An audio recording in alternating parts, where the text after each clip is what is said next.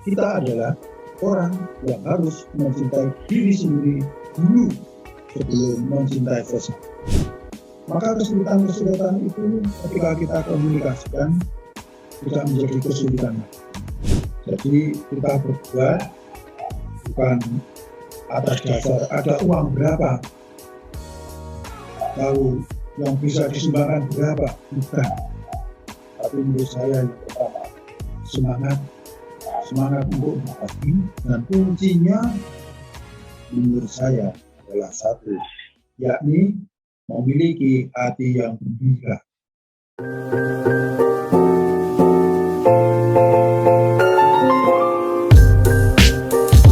Selanjutnya, apakah dari Dewan sendiri juga mempunyai prinsip nih yang digunakan untuk melakukan kegiatan berbagi ini, Pak?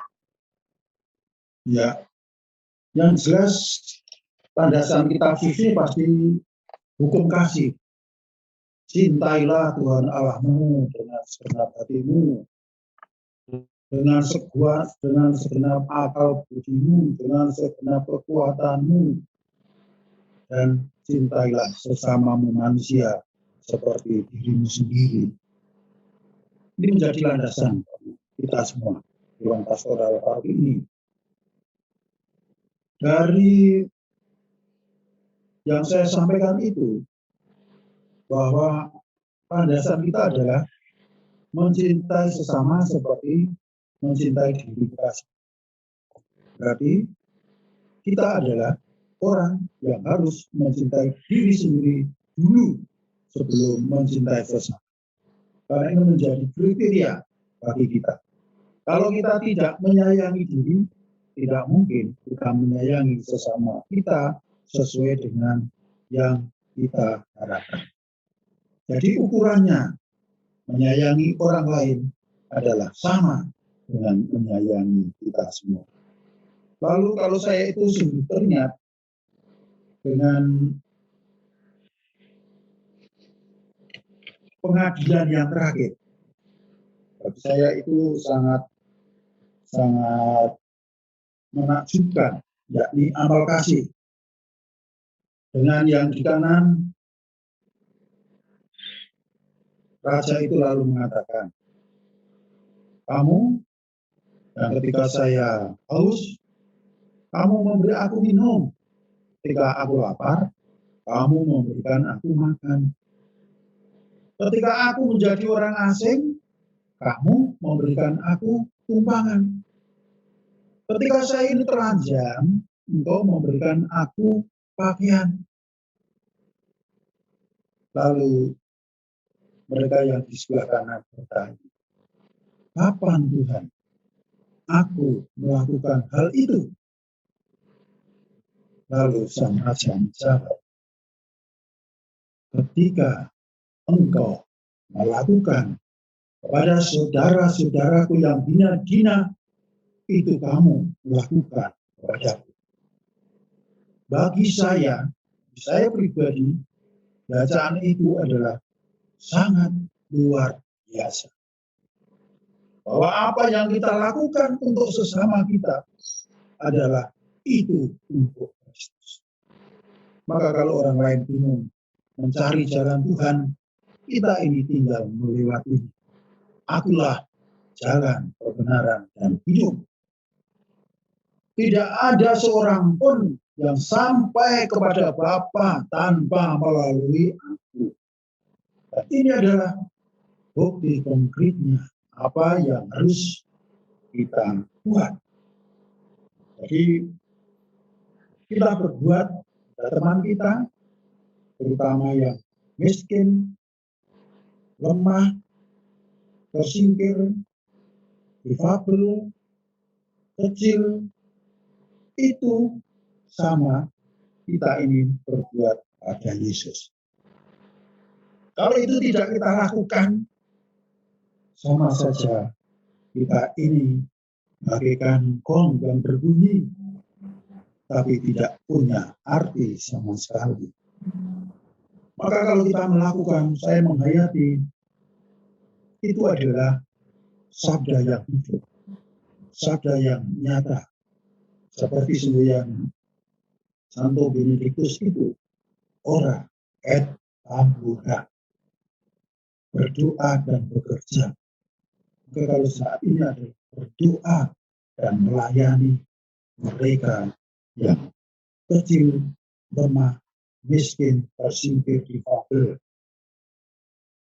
Miskin itu bisa saja miskin perhatian, kesepian, itu berarti miskin. Dan saat ini ada yang sakit, itu berarti sekarang mengalami kemiskinan. Miskin apa? Yang miskin kesehatannya. Miskin apa? Miskin perhatiannya. Maka jangan dibayangkan bahwa kaya itu berarti lalu tidak pernah merasa kemiskinan. Bahkan bisa saja saat ini teman kita yang memiliki apa saja tapi sebenarnya dia miskin hatinya. Dan ada juga yang sungguh nyata, nampaknya rumahnya bagus, mobilnya bagus, tapi bisa saja saat ini dia tidak bisa makan, kondisi real, karena dia dikeluarkan dari pekerjaannya, tidak bisa mengangsur mobilnya, tidak bisa mengangsur rumahnya. Itu adalah kondisi yang lemah, kondisi yang miskin. Mereka pun perlu dibantu. Maka kalau kita lihat hanya dari luarnya saja, bisa kita insaf kalau kita tidak melihat yang lebih dalam. Maka semboyan Uskup kita yang dulu, Monsinyur Pujo Dukin Agung, artinya kita ini berlayar di tempat yang dalam. Yang dalam yang mana? Ya kondisi rumah seperti itu. Tampaknya tidak apa-apa, tetapi sebenarnya dia mengalami kesedihan, mengalami gelombang yang luar biasa, mengalami badai yang sangat besar. Begitu, Mbak. Iya, Pak. Dalam melakukan gerakan ini, siapa saja sih, Pak, yang terlibat di dalamnya? Yang jelas yang terlibat adalah Dewan Pastoral Paroki. Romo Paroki pasti terlibat. Lalu bidang-bidang yang terkait itu juga terlibat. Lalu tim pelayanan itu terlibat. Perlu saya sampaikan bahwa bidang sosial, bidang kemasyarakatan, diakonia yang saya ampu ini, itu antara dari tim-tim kerja kita atau tim pelayanan kita antara karitatif. Karitatif itu adalah membantu. Membantu siapa? Ya, membantu yang saya sebutkan tadi, KLMTD, kecil, lemah, miskin, tersingkir, difabel. Maka kalau tadi misalnya kita memberikan parsel dan sebagainya, itu bagian dari beliau. Lalu tim kesehatan. Tim kesehatan misalnya lalu ngaruh ke umat yang sakit, itu pun itu bentuk perhatian. Sedangkan berikutnya adalah panguruk wiloyo atau prolenan. Misalnya dari pandemi ini, masa pandemi, lalu ada yang meninggal, dan panguruk wiloyo bergerak menyediakan peti maupun konsultasi-konsultasi yang lainnya. Sedangkan yang berikutnya lagi adalah pendidikan. Nah, pendidikan ini sebentar lagi mau merencanakan gerakannya. Bagaimana membuat parenting? Saya tadi itu ketika di pasar Pakem, kamu dengan umat kita.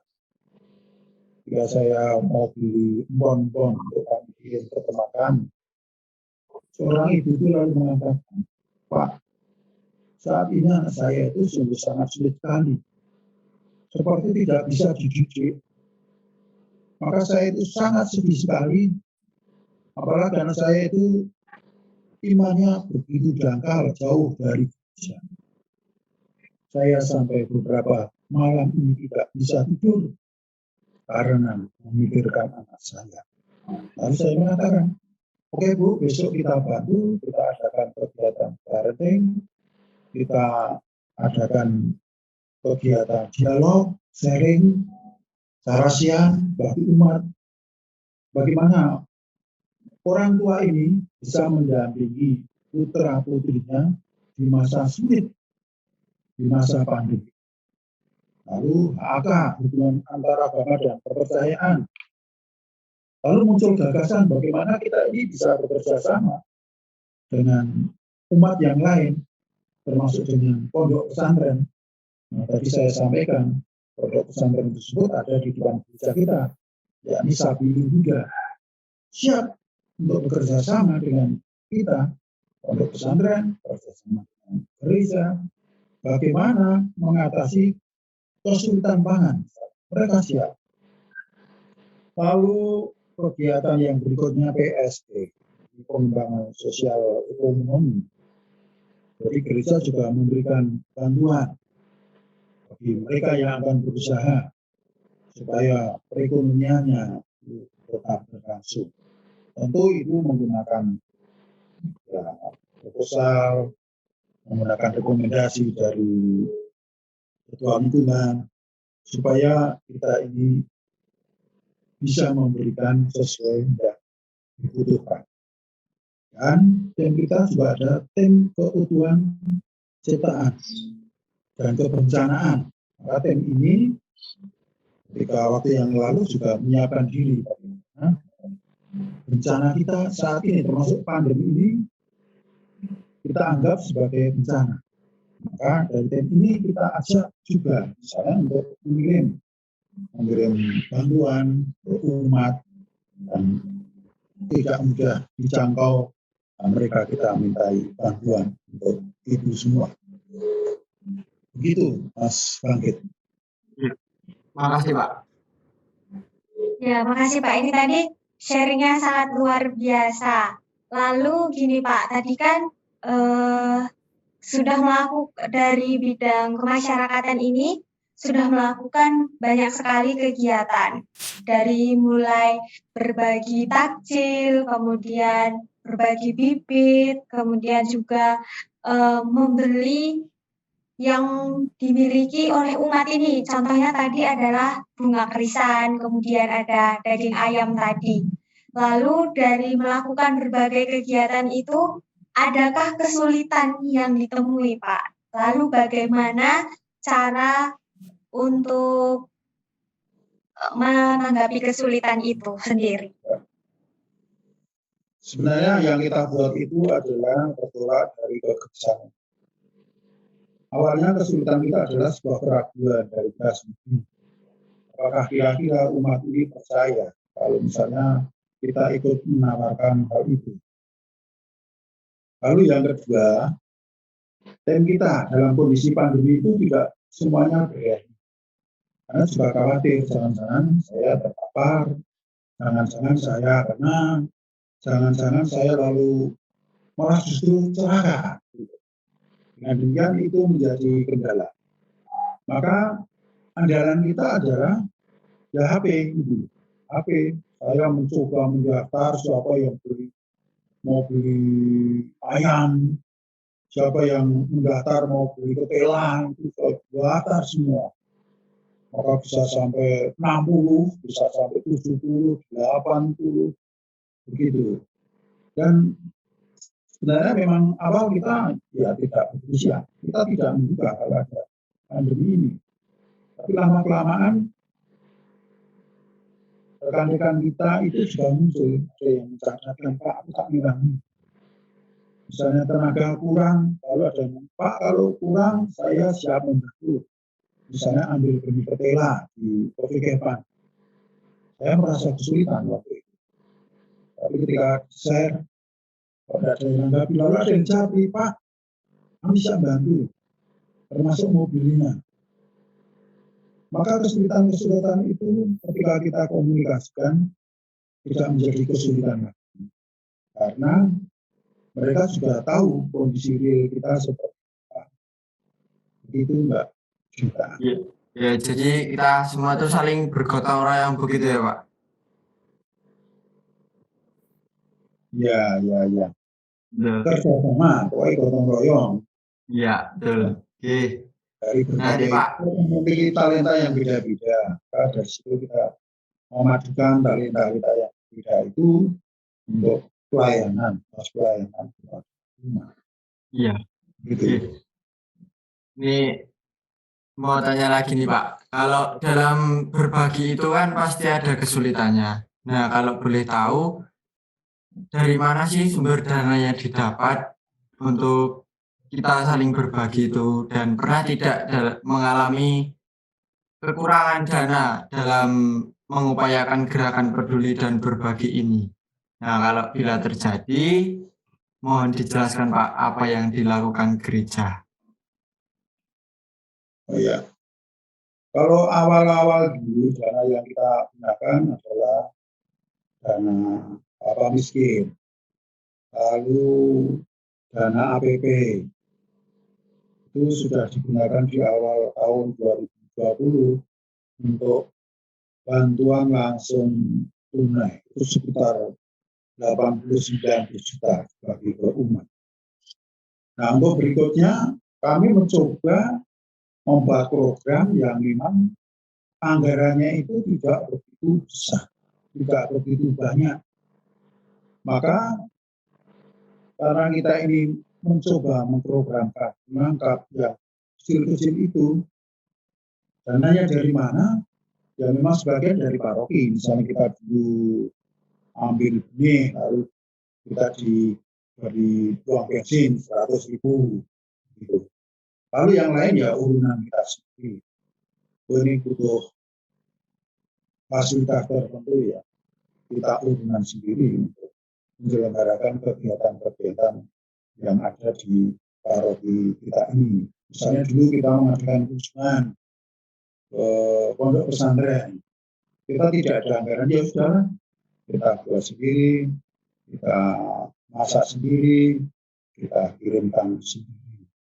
Dan ada juga yang mendukung, oh kalau begitu saya bantu yang tertentu, misalnya buahnya, maka mereka membawa buah, lalu kami membawa yang begitu Mas Magid. Dan akhir-akhir ini ternyata dari rekan-rekan itu justru mengusulkan, Pak, kalau ada kesulitan kami dijamin, kami siap untuk membantu. Bagi saya itu adalah anugerah. Jadi kita berbuat bukan atas dasar ada uang berapa, lalu yang bisa disumbangkan berapa, bukan. Tapi menurut saya yang pertama semangat untuk berbagi, dan kuncinya menurut saya adalah satu, yakni memiliki hati yang gembira, bahagia, senang untuk berbagi. Karena dengan berbagi, kegembiraan itu kita dapatkan. Dengan memberi, kita lalu menerima. Dan itu sungguh kita rasakan.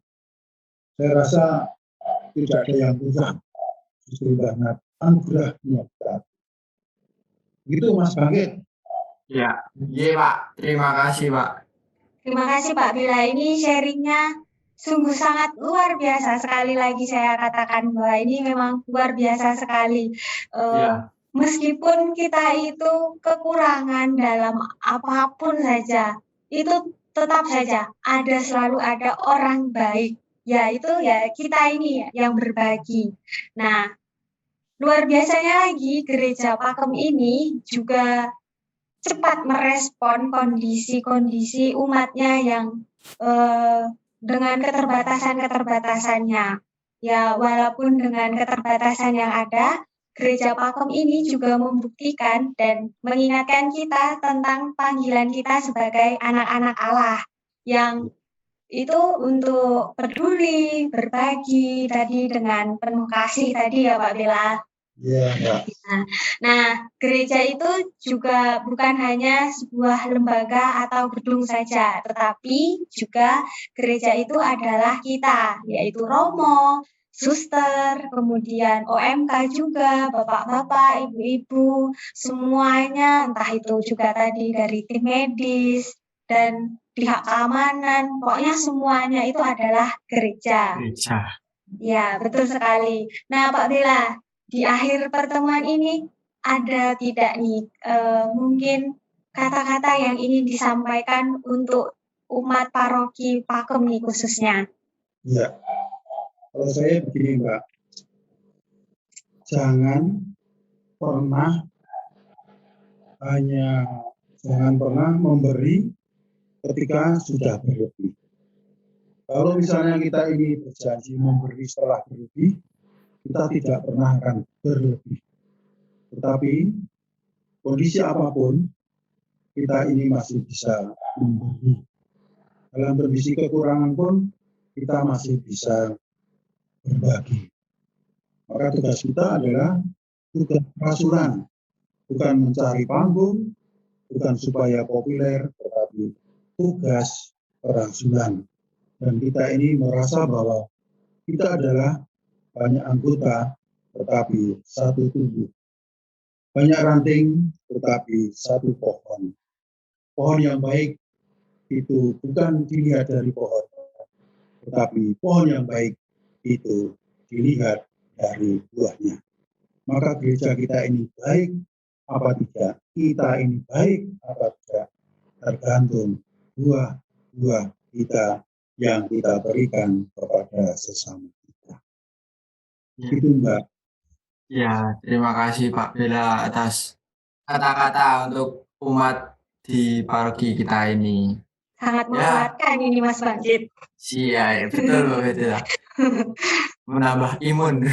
Iya, ini benar sekali, menambah imun. Iya, karena hati yang gembira katanya obat. Adalah obat, ya, manjur itu Pak. Yang gembira adalah kan begitu. Itu Iya. yang menjadi obat hidup kita ini. Oke. Nggih Pak, ngoten mawon. Terima kasih Pak Bella atas waktunya yang sudah meluangkan waktunya untuk kita berngobrol-ngobrol ya santai di malam hari ini. Ya teman-teman, demikian podcast kita hari ini. Sekali lagi terima kasih kepada Pak Bella untuk waktunya.